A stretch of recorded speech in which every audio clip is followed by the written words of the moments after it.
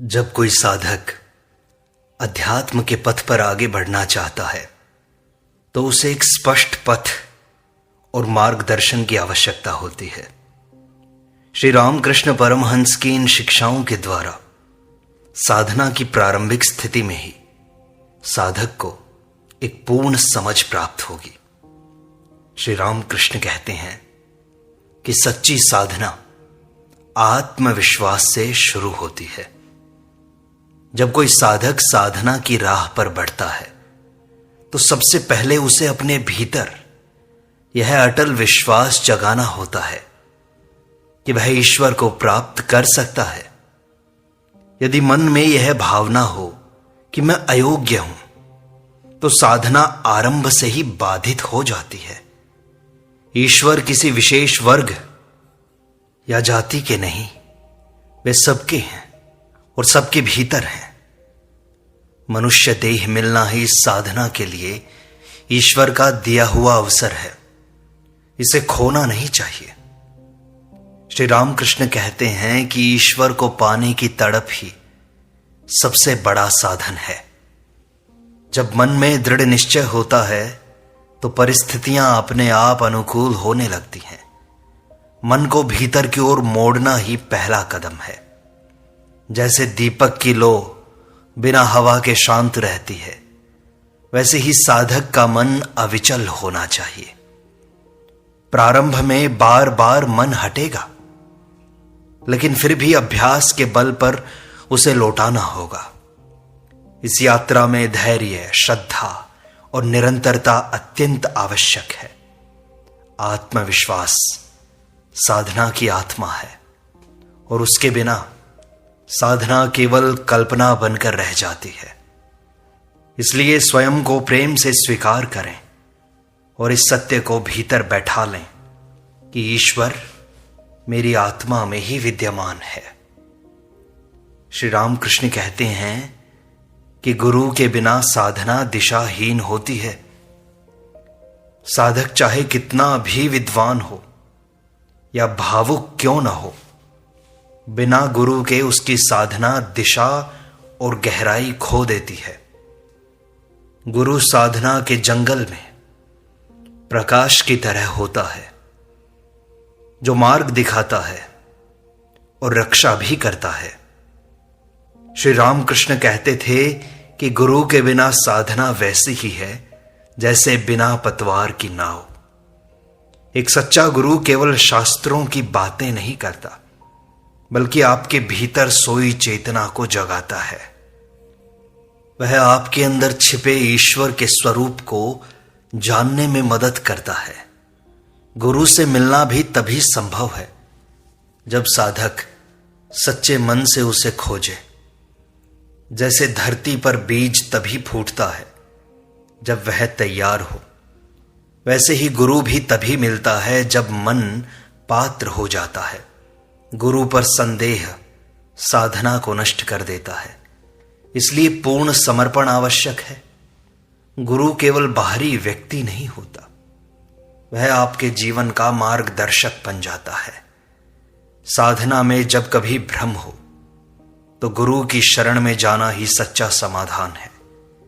गुरु का आदर और सेवा भी साधना के ही अंग हैं। गुरु और ईश्वर में कोई भेद न करें, क्योंकि गुरु ही ईश्वर का जीवंत रूप होता है।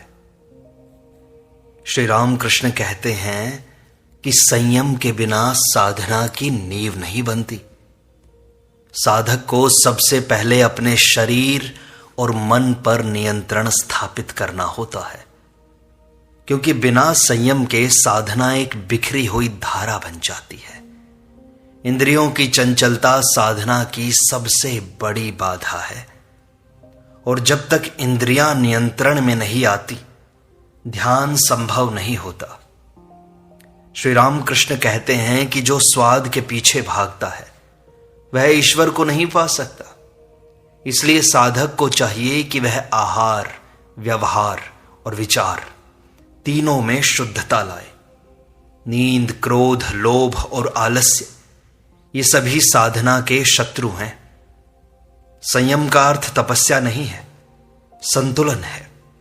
जब मन किसी भी विषय में अतिशय नहीं करता तब ही वह स्थिर होता है। इंद्रियों को दबाना नहीं है, बल्कि उन्हें भीतर की ओर मोड़ना ही सच्चा संयम है। श्री राम कृष्ण कहते हैं कि एकांत साधना का पालना है। जब साधक प्रारंभ करता है तो उसका मन संसार की बातों से विचलित रहता है और भीतर उतरना कठिन होता है। ऐसे में एकांत वह स्थान है जहां साधक अपने मन को शांत करने का अभ्यास करता है। श्री राम कृष्ण स्वयं दक्षिणेश्वर के पंचवटी में एकांत साधना किया करते थे।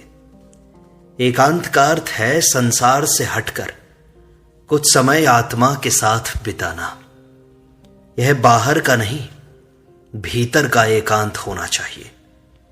जब कोई अपने मन की आवाज को सुनने लगता है तभी साधना का मार्ग स्पष्ट होता है। एकांत में बैठना साधक को आत्मदर्शन की ओर ले जाता है। यह वह अवस्था है जहां केवल आप और ईश्वर होते हैं। इस समय में बाहरी आकर्षणों से दूरी बनाना आवश्यक है। एकांत में किया गया ध्यान गहरा होता है और फलदायी भी होता है। साधक को दिन में कम से कम एक समय पूर्ण एकांत में बैठना चाहिए। यही अभ्यास बाद में भीतर की स्थायी एकाग्रता में बदल जाता है। एकांत साधक के अंतर्मन की सफाई करता है और उसे ईश्वर से जोड़ता है। श्री राम कृष्ण आगे कहते हैं कि सरलता और निष्कपटता ही सच्ची भक्ति की जड़ें हैं। साधक जब दिखावे और कपट से भक्ति करता है तो उसका मन भीतर से खाली रहता है। ईश्वर केवल उस हृदय में उतरते हैं जो निष्कलंक, निर्दोष और सरल होता है। श्री राम कृष्ण बालकों जैसी सरलता को ही सबसे बड़ी योग्यता मानते थे। उन्होंने बार बार कहा कि ईश्वर छल कपट से दूर भागते हैं। जब साधक अपने मन में कोई दोहरा भाव रखता है तो उसकी साधना केवल अभिनय बन जाती है। इसलिए जो जैसा है वैसा ही ईश्वर के सामने प्रस्तुत हो जाए।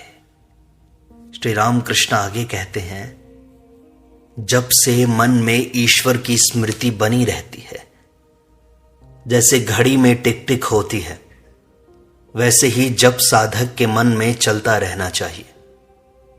जब कोई यांत्रिक क्रिया नहीं बल्कि हृदय का प्रेम भरा आह्वान होता है। जब बार बार नाम लिया जाता है तो नाम में छिपी शक्ति मन को निर्मल करती है। हर बार जब हम नाम जपते हैं तो ईश्वर की उपस्थिति हमारे मन में गहराई से बसती है। शुरुआत में मन भागता है, लेकिन अभ्यास से वह स्थिर होने लगता है। जप के साथ भावना होनी चाहिए, प्रेम, समर्पण और पुकार। जब किसी नियम से बंधा नहीं है, वह श्वास की तरह निरंतर होना चाहिए। दिन भर कोई भी कार्य करते समय भीतर से नाम चलता रहे। धीरे धीरे यह नाम स्वयं चलने लगेगा। उसे अजपा जाप कहते हैं। जब नाम भीतर गूंजने लगता है तो विकारों की जगह प्रेम आ जाता है। नाम केवल ध्वनि नहीं, वह ईश्वर की जीवित शक्ति है। जब से साधक की चेतना परिष्कृत होती है और आत्मा ईश्वर के निकट पहुंचती है। यह सबसे सरल, सुलभ और प्रभावशाली साधन है। श्री रामकृष्ण आगे कहते हैं कि मन को नियंत्रण में लाना ही सच्चा साधक बनना है। मन ही सब कुछ है, वह बंधन भी है और मुक्ति भी। यदि मन संसार में उलझा है तो वही नरक बन जाता है, और यदि मन ईश्वर में रमा है तो वही स्वर्ग है। साधना का मूल उद्देश्य यही है कि मन को विकारों से हटाकर ईश्वर में स्थिर किया जाए। पर यह कार्य सरल नहीं। निरंतर अभ्यास और जागरूकता से ही संभव है। मन को अचानक रोकना कठिन है, इसीलिए धीरे धीरे उसे ईश्वर की ओर मोड़ना चाहिए। प्रारंभ में मन को बांधने के लिए नाम, रूप और लीलाओं का स्मरण करना आवश्यक होता है और सहायक भी होता है। जब मन बार बार भटकता है तब साधक को धैर्य पूर्वक उसे वापस लाना चाहिए। यह बार बार का अभ्यास ही बाद में स्थायी एकाग्रता में बदलता है। रामकृष्ण कहते हैं, सत्संग आत्मा के लिए अमृत है। जैसे पौधे को सूर्य का प्रकाश चाहिए, वैसे ही साधक को सत्संग चाहिए। सज्जनों का संग ही साधना की रक्षा करता है। जब साधक सच्चे भक्तों के बीच होता है तो उसका मन स्वतः ही ईश्वर की ओर खिंचता है। जैसे धुएं से काले वस्त्र को धूप में रखने से स्वच्छ किया जाता है, वैसे ही सत्संग से मन शुद्ध होता है। एक अच्छे संग का असर मौन रूप से मन और विचारों को प्रभावित करता है। साधक अकेले कितना भी प्रयास करे, लेकिन संग से प्राप्त ऊर्जा अनमोल होती है। सत्संग से विवेक जागता है और जीवन की दिशा स्पष्ट होती है। श्री रामकृष्ण की अगली शिक्षा है कि सेवा में ही भक्ति की परीक्षा होती है। ईश्वर की सेवा करने का सबसे सच्चा मार्ग है जीवों की सेवा। जब हम निस्वार्थ भाव से दूसरों की सहायता करते हैं, तब हम वास्तव में ईश्वर की पूजा कर रहे होते हैं। सेवा से मन में दया, करुणा और नम्रता आती है, जो भक्ति के मूल गुण हैं। यदि कोई साधक केवल ध्यान में बैठता है लेकिन सेवा नहीं करता, तो उसकी भक्ति अधूरी रह जाती है। सेवा से भीतर के अहंकार का पतन होता है, क्योंकि वहां मैं नहीं, केवल तुम होता है। जब हम बीमार, भूखे या दुखी व्यक्ति में ईश्वर का रूप देख लेते हैं, तब सेवा साधना बन जाती है। आगे श्री रामकृष्ण कहते हैं कि भक्ति में नियम तो हो, पर प्रेम प्रमुख हो। साधना में नियम पालन आवश्यक है, माना, लेकिन नियम यदि हृदय से बड़ा हो जाए तो भक्ति केवल यंत्रवत हो जाती है। ध्यान रखना, प्रेम ही सच्ची साधना है। यदि कोई मनुष्य समय पर पूजा करता है लेकिन मन में भाव नहीं है, तो वह केवल औपचारिकता निभा रहा है। नियम साधना की रीढ़ है, पर भाव उसका प्राण है। एक माता यदि रोज बच्चे को एक ही समय पर दूध दे, पर प्रेम न दे, तो बच्चा भूख से नहीं, स्नेह के अभाव से दुखी होता है। उसी प्रकार साधक को अपने नियमों में प्रेम भरना होता है। कभी कभी समय चूक जाए तो ईश्वर नाराज नहीं होते, लेकिन प्रेम न हो तो सब व्यर्थ हो जाता है। श्री रामकृष्ण कहते हैं कि साधक को चाहिए कि वह संकल्प के साथ बढ़े। साधना की शुरुआत में ही मन में एक पक्का संकल्प करना चाहिए कि चाहे जो भी हो, मैं ईश्वर को प्राप्त करके ही रहूंगा। सच्चा साधक वही है जो अब और नहीं ये कह करके उठता है और साधना में लग जाता है। यदि मन बार बार डगमगाता रहे तो साधना अधूरी रह जाती है।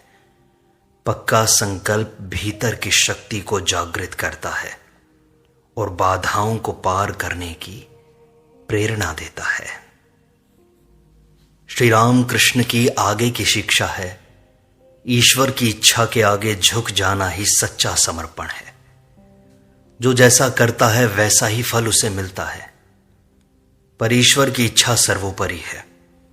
जब साधक समर्पण करता है तब उसे प्रत्येक परिस्थिति में ईश्वर का हाथ दिखने लगता है। जीवन में सुख दुख, लाभ हानि सब आता जाता रहेगा, पर समर्पित साधक विचलित नहीं होता। वह जानता है कि जो भी होता है वह मेरे हित में ही होता है। समर्पण का अर्थ है अपने अहम को पूरी तरह त्याग देना। मैं करता हूं, यह भाव मिट जाता है, तब ईश्वर स्वयं कार्य करते हैं। श्री राम कृष्ण अगली शिक्षा में कहते हैं, साधना में कभी हताश न हो, ईश्वर सदैव पास है। तुम एक कदम चलो, ईश्वर 100 कदम तुम्हारी ओर आते हैं। लेकिन साधक जल्दी थक जाता है, निराश हो जाता है, क्योंकि उसे लगता है कि ईश्वर दूर हैं, जबकि सच्चाई यह है कि ईश्वर प्रत्येक क्षण हमारे भीतर ही तो हैं। वे हमारी सांसों में, हमारी आंखों में, हमारी चेतना में हैं। हताशा तभी आती है जब साधक अपेक्षा करता है फल की, अनुभव की, सिद्धि की। लेकिन जब वह निष्काम भाव से साधना करता है तो धीरे धीरे वह भीतर की दिव्यता को पहचानने लगता है। श्री रामकृष्ण आगे की शिक्षा में कहते हैं कि अहंकार ही साधना में सबसे बड़ी बाधा है। अहंकार वह पर्दा है जो ईश्वर के प्रकाश को ढक देता है। साधक चाहे जितनी ही साधना करे, यदि भीतर मैं ही कर रहा हूं ये भाव है तो सब व्यर्थ है। अहंकार साधक को भ्रमित करता है। वह सोचता है कि वह बड़ा ज्ञानी या भक्त हो गया है, पर जैसे छाया जल को गंदा नहीं करती, वैसे ही ईश्वर को तुम्हारा अहंकार प्रभावित नहीं करता। तुम्हारा ही मन गंदा हो जाता है। इसलिए साधक को प्रत्येक पल सजग रहना चाहिए कि कहीं उसका मैं सिर तो नहीं उठा रहा है। जो जितना बड़ा साधक होता है वह उतना ही नम्र हो जाता है। श्री रामकृष्ण आगे कहते हैं कि साधक को अपने आचरण में पवित्रता लानी चाहिए। जैसे मंदिर को स्वच्छ रखा जाता है, वैसे ही शरीर और मन को पवित्र रखना चाहिए। साधक का जीवन ही उसका मंदिर है। यदि आचरण में छल कपट, वासना या आलस्य है तो साधना कभी सफल नहीं हो सकती। ईश्वर शुद्ध हृदय में ही वास करते हैं। इसलिए आवश्यक है कि साधक अपने व्यवहार, शब्दों और विचारों को निरंतर देखता रहे। क्या मैं किसी को चोट पहुंचा रहा हूं? क्या मैं असत्य बोल रहा हूं? क्या मेरे भीतर स्वार्थ है? ऐसा आत्मनिरीक्षण साधक को भीतर से निर्मल करता है। श्री रामकृष्ण अगले शिक्षा में कहते हैं कि नियमितता ही साधना को जीवन में स्थापित करती है। देखो, साधक का मन चंचल होता है और यदि साधना अनियमित हो तो मन और भी भटकने लगता है। हर दिन एक ही समय पर ईश्वर का स्मरण करो। जैसे सूरज रोज उगता है नियमित रूप से। नियमित साधना से भीतर एक लय बनती है, एक आंतरिक अनुशासन जन्म लेता है। जैसे शरीर को भोजन चाहिए, वैसे ही आत्मा को ईश्वर का ध्यान चाहिए नियम से। एक दिन ध्यान करना और 5 दिन छोड़ देना यह अभ्यास नहीं कहलाता। प्रारंभ में मन नहीं लगेगा, विचार भागेंगे, लेकिन अगर समय तय हो और जगह निश्चित हो तो मन धीरे धीरे रमने लगेगा। नियमितता साधना को गहराई देती है और वही अभ्यास बाद में सहज हो जाता है। साधक को सुबह शाम कम से कम कुछ समय ईश्वर को समर्पित करना चाहिए। यही छोटा नियम बड़ा चमत्कार करता है। नियम तो एक नाव की डोर है जो साधक को भंवर में डूबने नहीं देती। श्री रामकृष्ण आगे की शिक्षा में कहते हैं कि साधक को आहार और विचार में संतुलन बनाए रखना चाहिए। जैसा अन्न वैसा मन। यदि भोजन तामसिक होगा तो मन भी भारी और निष्क्रिय हो जाएगा।